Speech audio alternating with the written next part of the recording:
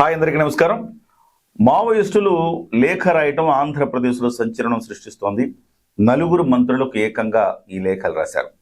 ఒకరు కొల్లు రవీంద్ర గారు ఎక్సైజ్ శాఖ మంత్రి, రెండు అనగాని సత్యప్రసాద్ గారు, ఆయన రెవెన్యూ శాఖ మంత్రిగా పనిచేస్తూ ఉన్నారు. మూడు బీజేపీకి చెందిన సత్యకుమార్ గారు హెల్త్ మినిస్టర్గా పనిచేస్తూ ఉన్నారు. నాలుగు జనసేన పార్టీకి సంబంధించిన ఎమ్మెల్యే మంత్రి కందుల దుర్గేష్ గారు, ఆయన పర్యాటక శాఖ నిర్వహిస్తున్నారు. ఈ నలుగురికి మావోయిస్టులు లేఖ రాశారు. ఆ లేఖలో ముఖ్యంగా వారితో పాటు వారి కుటుంబ సభ్యులను కూడా చంపేస్తామని బెదిరించారు. దీని మీద ఇప్పటికే కందుల దుర్గేష్ గారు స్పందించారు. నేను చాలా చిన్న శాఖ నిర్వహిస్తున్నాను, ఈ శాఖలో నేను ఎవరికి ఎటువంటి అన్యాయం చేయలేదు, అయినా నాకు ఇలాంటి లేఖ ఎందుకు వచ్చిందనేది అర్థం కావట్లేదని ఆయన స్పందించారు. అలాగే పోలీసులు కూడా దీని మీద చర్య తీసుకున్నారు. ఎక్కడికక్కడ భద్రతా చర్యలు పెంచడం, అసలు ఎక్కడి నుంచి వచ్చింది ఈ లేఖలు అని చెప్పేసి వాళ్ళు దర్యాప్తు చేస్తూ ఉన్నారు. సో ఏంటి ఈ లేఖల ఆంతర్యం ఏంటి మాట్లాడదాం. మనతో పాటుగా చందు శ్రీనివాస్ గారు, ప్రముఖ రాజకీయ విశ్లేషకులు ఉన్నారు. సార్ నమస్కారం. సార్ నమస్కారం కిరణ్ గారు. సార్, చందు శ్రీనివాస్ గారు, మావోయిస్టులు మొత్తం కూడా ఎరాడికేట్ అయిపోయారు, అంతరించిపోతున్నారు, మొత్తం నివారించేశారు. కేంద్ర ప్రభుత్వం చాలా కఠిన చర్యలు తీసుకుంటా ఉంది, పెద్ద పెద్ద తలకాయలను లేపేసింది. అయినా కానీ మళ్ళీ మావోయిస్టులు ఉనికి కోసం చేస్తున్న ప్రయత్నంగా చూడాలా? ఏమిటి లేఖల సారాంశం ఏంటి, ఆంతర్యం ఏమిటి? మీరు చెప్పిన దాంట్లోనే కిరణ్ గారు, ఒకటి నక్సలిజం అనేది భారతదేశం నుంచి పూర్తిగా మార్చి నెలాఖరికల్లా తీసేస్తున్నాం. నక్సల్సే లేని సమాజం, నక్సల్సే లేని భారతదేశం మీరు చూడబోతున్నారని సాక్షాత్తు కేంద్ర హోంశాఖ మంత్రి అమిత్ షా గారు 2 రోజుల క్రితం చెప్పారు. ఆ దిశగా దాదాపు 98% వాళ్ళ ఆపరేషన్ పూర్తయింది. ఆపరేషన్ కగారు కావచ్చు, ఏదైనా కావచ్చు, ఏపీలో జరిగిందని కావచ్చు, మొత్తం హిడ్మా ఏరివేత కాడి నుంచి సమూలంగా లేపేశారు. ఒకప్పుడు పెత్తందారి వ్యవస్థ, భూస్వామ్య వ్యవస్థకు వ్యతిరేకంగా పుట్టిందని నక్సలిజం. ఇప్పుడు అది లేదు. వాళ్ళు చేయాల్సిందే ప్రభుత్వాలు చేస్తున్నాయి, ప్రజలకు సంక్షేమ పథకాలు అందిస్తున్నాయి. కాబట్టి వాళ్ళు కూడా జనజీవన స్రవంతిలో కలిసిపోతున్నారు.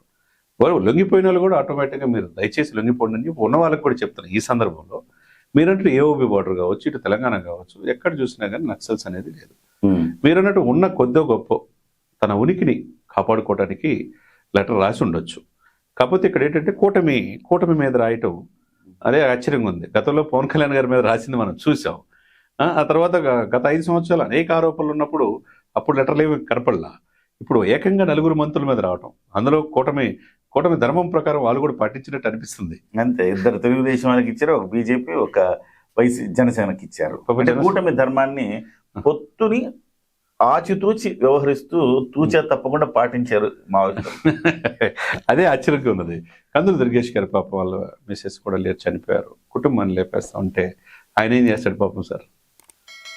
ఆయన ఏం చేస్తాడు? ప్రజల కోసం టూరిజం ఎక్కడెక్కడ డెవలప్ చేయాలో, కొత్త ప్రాజెక్టులు ఏం తేవాలని ఆయన, ఆమరపాలి గారు, పవన్ కళ్యాణ్ గారి ఆధ్వర్యంలో రాష్ట్ర ప్రగతి కోసం కృషి చేస్తున్నాడు. మొన్న మంత్రుల యొక్క ప్రగతిలో 2nd ప్లేస్ 3rd ప్లేస్ వచ్చింది పనితీరులో. అటువంటిది ఆయన పేరు పెట్టారు. తర్వాత రెవెన్యూ శాఖ మంత్రి పేరు పెట్టారు, బీజేపీ సత్యకుమార్ గారి పేరు పెట్టాడు, ఇంకొక అతను కొల్లు రవీంద్ర ఎక్సైజ్. ఇక వాళ్ళు పెట్టినంత మాత్రాన ఇప్పుడు వాస్తవానికి నక్సలిజం అనేది లేదండి. వాస్తవం చెప్పుకోవాలంటే మెయిన్ నాయకులతో పాటు 2nd కేటగిరీ కూడా వెళ్ళిపోయింది. 3rd కేటగిరీ కూడా ఆయుధాలు కూడా సరెండర్ చేశారు.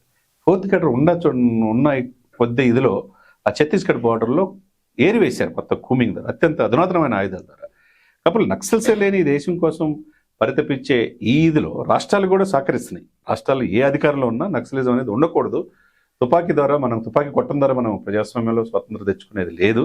ప్రజాస్వామ్యతంగా చేయాలనే ఈ ఇదిలో డెఫినెట్గా ఈ 4 మంత్రుల యొక్క వాళ్ళ యొక్క ఇళ్ల దగ్గర, వాళ్ళ యొక్క మంత్రుల కార్యాలయాల దగ్గర, సెక్రటరియట్లో కూడా భద్రత పెంచినట్టుగా కనపడతా ఉంది. ఏదేమన్నా కానీ నక్సల్సే రాసి ఉంటారా, లేకపోతే వేరొకళ్ళ పని, ఇది ఏంటి అది తేలాలి. ఇంటెలిజెన్స్ బ్యూరో ఉంటుంది, ఇక యాంటీ నక్సల్ స్క్వాడ్స్ ఉంటుంది.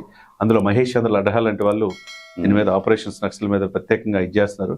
కాబట్టి ఎవరు రాశారు, దీని వెనక ఎవరైనా కుట్రుందా లేదని వెరిఫై చేయాల్సిన బాధ్యత ఆంధ్రప్రదేశ్ ఇంటెలిజెన్స్ వ్యవస్థ మీద ఉన్నది. ఎందుకంటే పక్కన తెలంగాణలో కూడా పూర్తిగా నక్సలిజం అనేది లేదు. అసలు నక్సలిజము ఉండాల్సిన స్థితిగతులు లేవు కదా ఇవాళ. లేవు కదండి. ఆ రోజు 1980లో నక్సలిజం వచ్చింది, 70, 80 అంటే నిరుద్యోగం తాండవిస్తోంది, పేదరికం ఉన్నది, పెత్తందారి వ్యవస్థ ఉన్నది, దొరలు ఉన్నారు, ఇవన్నీ ఉన్నాయి. రాను మొత్తం మారిపోయింది. ఇవాళ డిగ్రీ చదువుకుంటే ఎక్కడో దగ్గర ఒక 25,000 రూపాయలు, 20,000, 30,000 రూపాయలకు ఉద్యోగం వచ్చే పరిస్థితిలోనే ఉంది వాళ్ళ వ్యవస్థ. అవునండి. సో అలాంటప్పుడు ఇవాళ నక్సలిజము అనేది రోజు రోజుకి ప్రాధాన్యత కోల్పోతా ఉంది, ఉనికిని కోల్పోతారు. ఉనికిని కోల్పోతోంది. అటువంటప్పుడు ఈ ఉనికి కోసం మళ్ళీ ఎవరైనా చేశారా, లేకపోతే వారి పేరుతోటి మరెవరైనా కూటమి మీద కోపంతో జగన్మోహన్ రెడ్డి గారికి ప్రధాన ప్రతిపక్ష హోదా ఇవ్వలేదన్న కసితోటి ఏమో. ఎవరైనా చేశారా? అది అప్పుడప్పుడు ట్రంప్ అంటే నచ్చిన వాడు ఎవరో ట్రంప్ని కాల్చి చంపడానికి ప్రయత్నం చేశారు. ట్రెమెండస్ మెజారిటీతో ట్రంప్ గెలిచాడు. ఇప్పుడు అట్లానే ఇక్కడ ఎవరో మన కోడి కత్తి ద్వారా జగన్మోహన్ రెడ్డిని గాయపరిచే ప్రయత్నం చేశారు. జగన్మోహన్ రెడ్డి మంచిగా మెజారిటీతో గెలిచాడు. ఇవాళ ఏం జరుగుతోంది అనేది ఒకసారి మనం చూడాలి, ఆలోచించాలి. ఎందుకు ఇలాంటి లేఖలు రాశారు అనేది. ఆ విధంగా మీరు అన్నట్టు కరెక్టే. అంటే ఇప్పుడు దీని మీద 4.5 దశాబ్దాల సుదీర్ఘ అనుభవం ఉన్న చంద్రబాబు నాయుడు గారు పూర్తిగా దృష్టి పెట్టాల్సిన అవసరం ఉన్నది. డీజీపీ పోలీస్ యంత్రాంగం కూడా దృష్టి పెట్టి వాస్తవం ఈ లెటర్ ఎక్కడి నుంచి వచ్చింది, ఫేక్ లెటరా, ఇది సృష్టికర్తలు ఎవరనేది తీసి ప్రజలకు చెప్పాల్సిన బాధ్యత కూడా ఆంధ్రప్రదేశ్ ప్రభుత్వం మీద ఉంటుంది. Sir thank you sir. So naxalism అనే దానికి అర్థం లేని పరిస్థితుల్లో ప్రస్తుతం సమాజం ఉంది. సమాజం అభివృద్ధి, సంక్షేమం రెండు కళ్ళుగా ముందుకెళ్తుంది. నాట్ ఓన్లీ ఆంధ్రప్రదేశ్, అటు తెలంగాణ కావచ్చు, దేశం కూడా ఆ దిశగా ముందుకెళ్తోంది. ఇవాళ అడవుల్లోకి వెళ్ళి మేము న్యాయం చేస్తాం, తుపాకులు పట్టుకుంటాం, ఏదో చేస్తామంటే ఎవరు వినే పరిస్థితి లేదు. ఇవాళ సోషల్ మీడియా విపరీతంగా వ్యాపించిపోయింది. సో ఇక్కడ గతంలో లాంటి పరిస్థితులు, ఒక సమస్య ఉందంటే ఆ సమస్యను గతంలో నక్సలైట్లు బెదిరించి ఆ గ్రామ పెద్దకు చెప్పి ఆ సమస్యను సాల్వ్ చేయడానికి ప్రయత్నం చేసేవాళ్ళు ఒకప్పుడు. కానీ ఇవాళ ఏం లేదు. ఒక సోషల్ మీడియాలో మాకు రోడ్డు లేదు అనే ప్లకార్డులో ప్రదర్శిస్తూ ఉంటే పవన్ కళ్యాణ్ గారు గంటల వ్యవధిలో రోడ్లు శాంక్షన్ చేస్తున్న పరిస్థితి. మాకు కరెంటు లేదు అని చెప్తే రోజుల వ్యవధిలో మొత్తం లైన్లు, ఎలక్ట్రికల్ లైన్లు పడే పరిస్థితి. డోలీల మూతకు స్వస్తి చెప్పి ఇవాళ అరకులో అడవి బిడ్డల ఆలనా పాలన తన అమ్మలాగా పవన్ కళ్యాణ్ చూస్తున్న పరిస్థితి.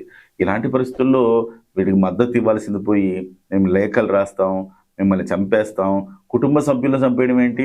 వాళ్ళు ఏదైనా తప్పులు చేస్తుంటే తప్పుల్ని ఎత్తి చూపాలి, అంతే తప్ప మేము మిమ్మల్ని చంపేస్తాం, మీ కుటుంబ సభ్యులను చంపేస్తామంటే దాంట్లో అర్థం పర్థం ఉందా? డెఫినెట్గా ఇది ఎవరో కావాలని సృష్టించిన లేఖలాగా అనిపిస్తోంది. పోలీసులు త్వరలోనే నిజాన్ని ఛేదిస్తారు. నమస్తే సార్.